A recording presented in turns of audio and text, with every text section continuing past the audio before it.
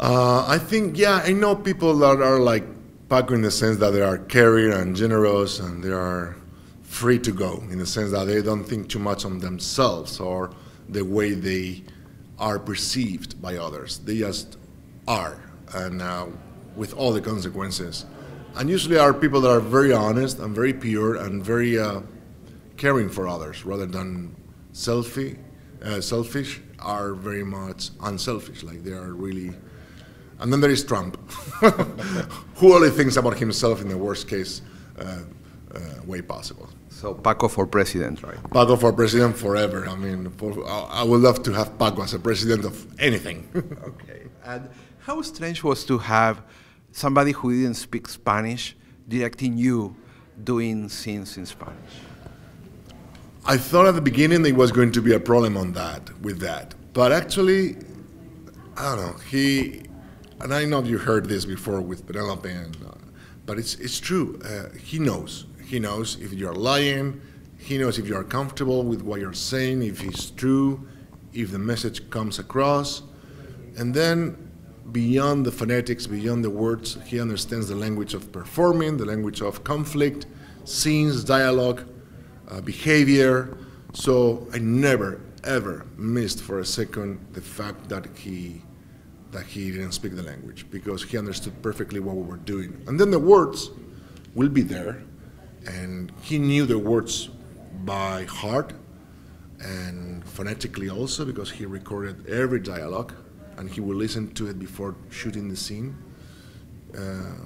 But he understood perfectly what we were doing and when we were failing, and he will tell us right straight to us, like, you're lying, I don't believe what you're doing, change, don't act, just be. Great things that he told us. Did you feel a special responsibility because you knew the culture in a way that he didn't? We tried to help him, but he didn't need too much help, to be honest. He came to Spain 1 year before the shooting. He was immersed in the culture and learning and working with his screenwriter and himself, and maybe some twists on the dialogue, one little thing here, one little thing there, but there were not so much things there to improve from our side, respecting to the language. And he's so far away from any cliche himself, of portraying any cliche, that we didn't need to tell him, hey, warning, don't do that, or don't go that direction, because he's far from that. So he never was ever tempted to go to the cliche world. Now, Roma just won the Lion in Venice, and it's a movie in Spanish. And this is another movie in Spanish that is being released by a big American company. Do you think that we will see the time where movies in Spanish will be as important as movies in English?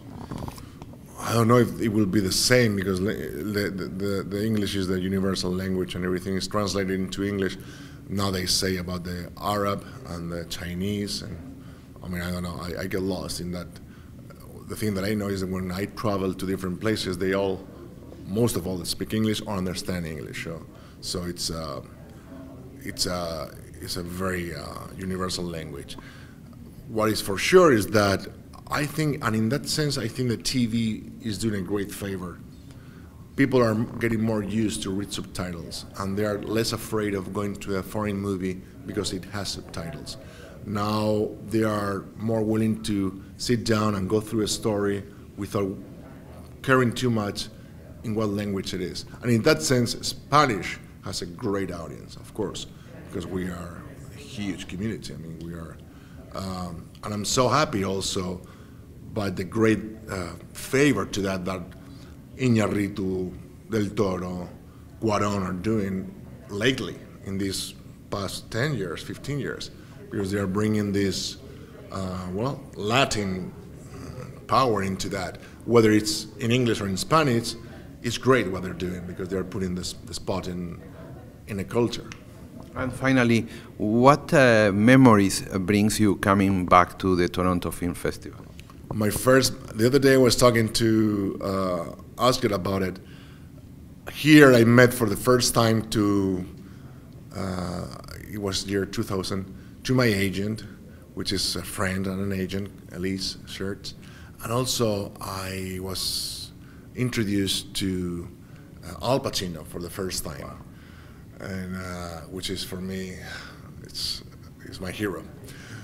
And I remember taking a picture of myself in the mirror of the bathroom, because I was so shocked that I was going to meet him that I wanted to take a picture of myself with a camera, because at the time there were so many cell phones.